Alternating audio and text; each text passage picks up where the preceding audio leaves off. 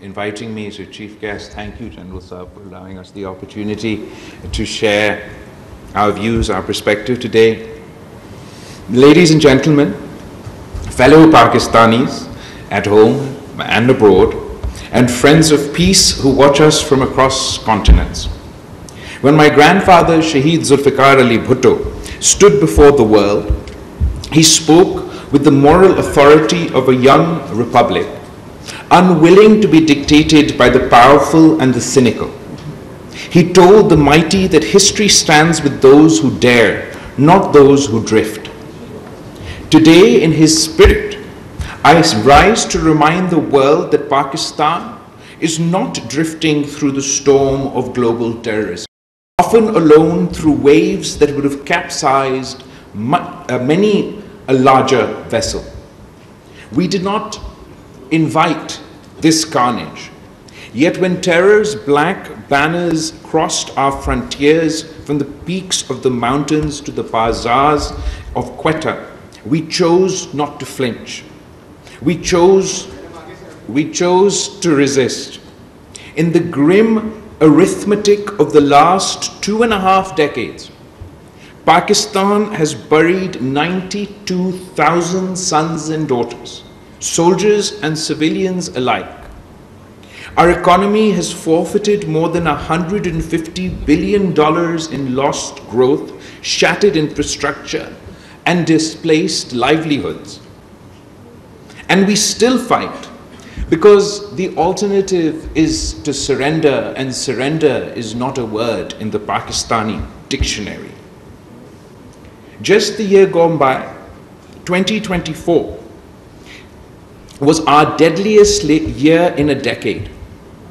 At least 685 of our service members embraced martyrdom in 444 separate attacks.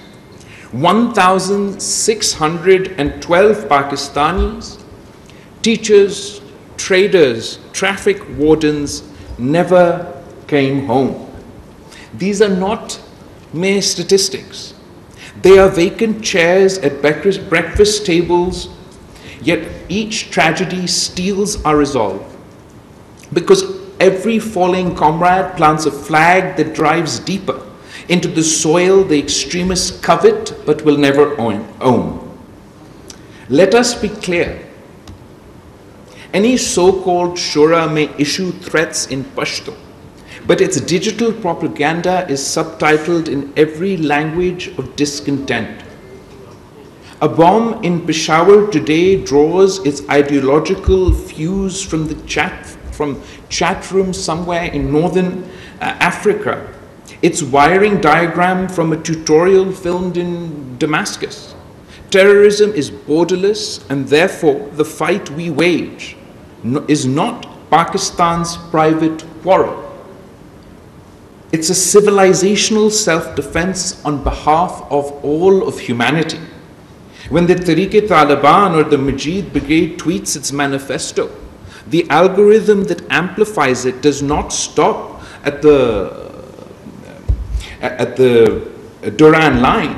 It ricochets through Paris, Perth, and beyond.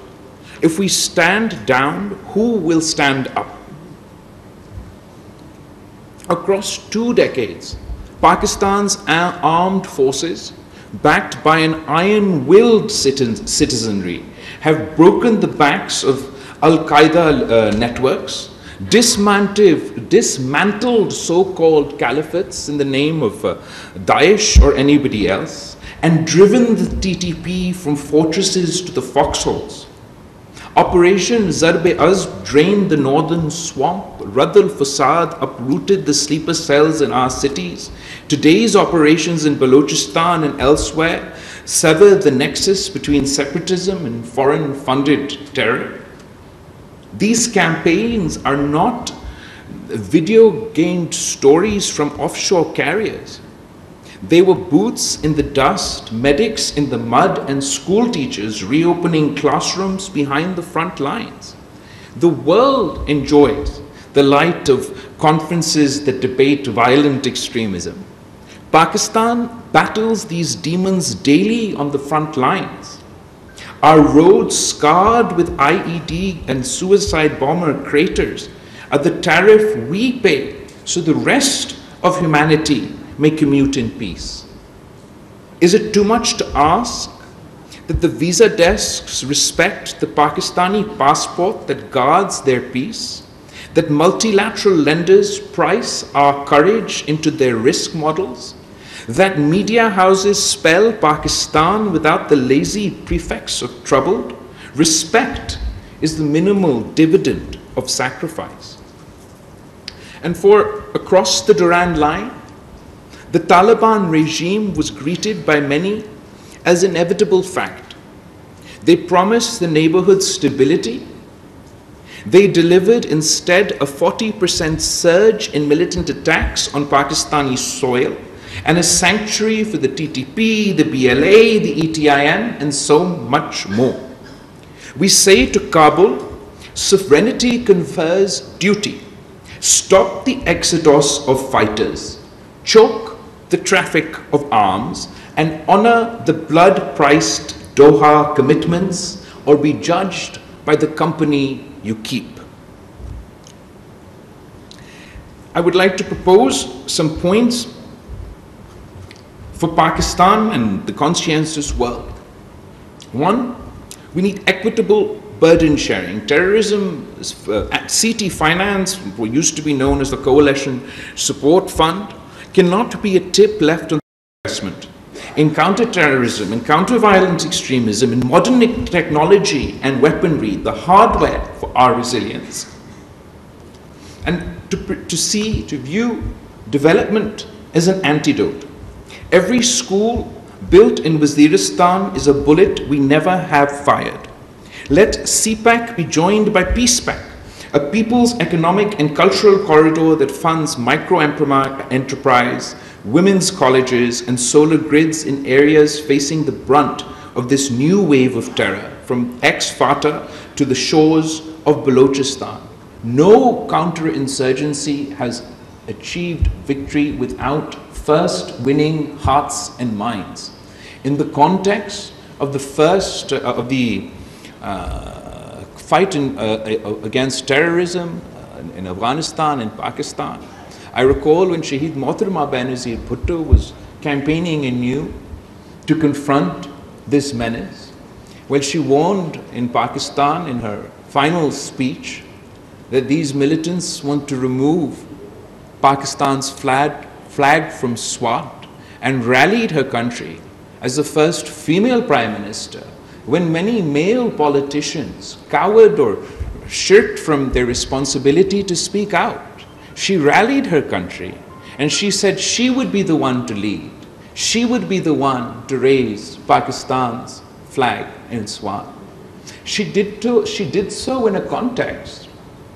And the context was a global understanding about the next phase to combat violent extremism and terrorism within Afghanistan and Pakistan. Of course, it meant joint resolve and kinetic operations that we would ultimately begin in South Waziristan and North Waziristan, etc. But that kinetic action was to be coupled with investment in the hearts and minds of the people of Afghanistan and Pakistan. Within the context of what the shared experience of the end of the World War II and the international community's commitment then to a Marshall Plan that saved or invested in the economies of a war-torn Europe to ensure future generations would not be drawn back into the mouths of, at the time, fascism. A similar commitment was made by the international community to her, to Pakistan, to the world, that we'll stand shoulder to shoulder with you in this fight, but we will not cut and run. We will invest in a new Marshall Plan for Afghanistan and for Pakistan to ensure that future generations are not lost to the menace of terrorism. So, of course, we all are aware that we have not lived up to that commitment. In the current context, it still means that we should find our own opportunities. That is the context in with which President Zardari initiated the China-Pakistan Economic Corridor, it wasn't geopolitics. It was an understanding that the eastern route that was to go through Pakhtunkhwa and descend into Balochistan would drive economic development and economic activity in those areas that were the most devastated by terrorism. So whether today it is in a multilateral context or by focusing on our own economic opportunities, we need to provide our people, the people of Pakistan, with hope through economic opportunities so they're not drawn back towards this menace of terrorism. We need to focus on the digital realm, and I've advocated before for a digital bill of rights. We absolutely require a digital bill of rights for our youth, one that grants them the opportunity to flourish in the digital age, protects their digital fundamental rights, but also acts as a digital iron dome against the proliferation of extremist content online. Algorithms that detect copyright breaches in milliseconds can be trained to throttle extremist content in the same blink. Silicon Valley must police its platforms, or we must legislate teeth into their negligence. On financial support, banks that knowingly clear terror-linked remittance should face the same stigma as those that launder drug money. FATF must evolve from a punitive grey listing to proactive intelligence pooling. And finally, success cannot come with hard power alone. We must display smart power. The combination of hard and soft power shall snuff out violent extremism from its roots so that it may never re-emerge again. On the narrative front, extremism is not an illness just of the Kalashnikov. It is an illness of the textbook, the pulpit, the WhatsApp forward. We shall write a curriculum where Ibn Sina walks beside Iqbal, where the Prophet's Charter of Medina is studied as the first social contract, and where Jinnah's August 11th speech is memorized before breakfast. We shall reclaim the microphone from the priest who preaches division and hand it to the young scientist who codes solutions. For our youth, 64% or 65% of Pakistan is under the age of 30. Terror groups salivate at that statistic. I look at the same number and see a firewall. Give this generation broadband, venture capital, startup opportunities, and no recruiter in the tribal valley will match the romance of discovery we can offer. For our women, the women of Pakistan, are our untapped brigade. No nation can fight half-handed while half its population is sidelined. The daughter of the Indus who pilots the F-16, the widow who runs a microloan cooperative in Swabi, the coder in Karachi who encrypts military comms, they are the insurgents against ignorance. And ignorance is terror's godfather. Some capitals wag their fingers at Pakistan and ask, is Pakistan doing enough? I respond in the idiom of Shaheed Zulfikar Ali Bhutto, we have bled enough to write the preface of peace in our own ink. We will not have that manuscript proofread by those who stayed safe behind oceans and alibis. And a message, a word to the merchants of hate within, to those who romanticize the terror culture from drawing rooms and YouTube channels. Let me be unambiguous.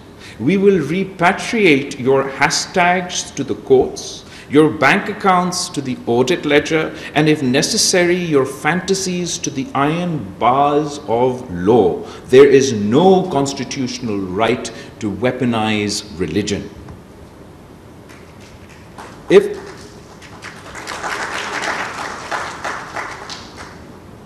If the world demands that Pakistan outlaw militias, which we are doing and have done, it must also demand that every people live free of collective punishment. Selective outrage is the oxygen of extremist recruiters. From the Kashmir Valley to the olive orchards in Palestine, the world must deliver a just peace. To India, I say, we have a shared stake in ending this cycle of fire. Since Pakistan and India last sat across the table to discuss terrorism in 2012, the world has changed, and so have we. We have fought and won the most extensive counter-terrorism campaign in modern history. South Waziristan was cleared, North Waziristan dismantled, urban sleeper cells uprooted, and new operations launched after the fall of Kabul. We transformed our financial system to meet the most rigorous global standards after our successful FATF grey list exit. Pakistan stands among the most serious counter-terrorism states, if not the most serious counter-terrorism state on earth. It is time that India recognizes this transformation, not as a concession, but as an opportunity. Terrorism is a collective menace. No border fence, no nationalist rhetoric, no regional hegemony can shield one nation from a fire it may have helped light on the other side. If infrastructure, safe haven, or subsidy is extended to groups like the BLA or the TTP, that same network may one day irrigate militancy that threatens India itself. Fire does not distinguish between the arsonist and the architect. We all learned this the hard way after 9/11, and it's time India does so as well. Terrorism has no nationality, no religion, no caste, no creed. It respects no border and abides by no law. I offer from this floor a clear proposition.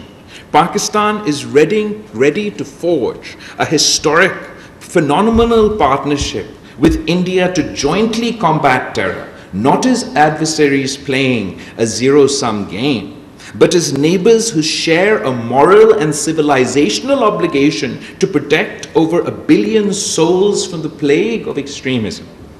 All it requires is for India's leadership to step down from the high horse that is with Pakistan. Sit with us, talk to us. Let us resolve Kashmir in accordance with the aspirations of its people.